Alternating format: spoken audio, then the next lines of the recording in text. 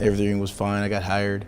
And then one of the supervisors came to me and said, you're going to need to cut your hair. You can't work here with your hair that way. They just said that it had to be, the employees had to be more clean cut. Springfield resident Sean Mabins recalls a situation several years back when he got a job working in a hospitality setting and was told he'd have to cut his locks. At the time, his locks had taken nearly 15 years to grow, and sadly, he complied with the employer's wishes. I explained to them that I felt like they were making a culturally biased decision. I needed the job, so I cut it. And I knew immediately after I cut my hair that I regretted it. Because I did that, I didn't feel like that I was myself or being myself. I just didn't feel comfortable. Natural hair is a family affair for the Mabins family. Sean encourages his children to love themselves as they are and the hair they were born with. Embrace it. Embrace who you are. Beauty comes in all shapes, sizes, and forms, and we can't be defined by what a culturally biased decision or culturally biased look. Be yourself. You have to love yourself first. Television anchor and reporter Brittany Noble had a similar experience at work. Noble had made a name for herself during the Ferguson protests in St. Louis between 2014 and 2015. 3 protesters were arrested here yesterday. I spoke with 2 of them. After leaving St. Louis, Noble was offered a spot as a morning anchor at a TV station in Jackson, Mississippi. At the time she was hired, she was straightening her hair and wearing a partial wig or hair extensions. It's very, very expensive.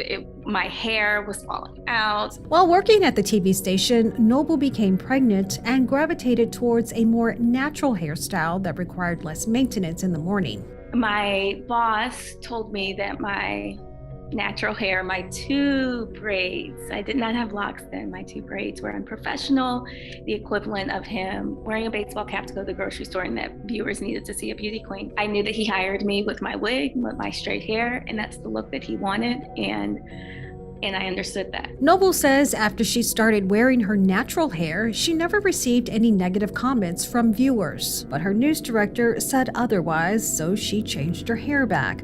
But as most morning anchors know, sometimes you're pressed for time, and so briefly she had to revert to a natural hairstyle again. That would lead to several performance reviews, and along the way, she would file her own complaint with corporate. Eventually, she was terminated from her on-air job. How do I teach my unborn child that your hair is beautiful? And you're beautiful the way that God created you. Some 19 states have completely outlawed hair discrimination at work under the Crown Act. Those are shaded in blue. The ones shaded in pink, including Missouri, have filed or pre-filed legislation to pass the Crown Act. But those 5 states shaded in light gray do not recognize the Crown Act in any capacity. Passing Board Bill 222, the Crown Act legislation here in the city of St. Louis was definitely important and close to me personally, but also close to me because of the fact that it empowers women that look like me, children, girls that look like me, here to know that you are beautiful in every way, in your natural way. 10th Ward Alderwoman in the city of St. Louis, Shamim Clark-Hubbard, knows a thing or two about hair. She spent 28 years as a licensed cosmetologist and salon owner.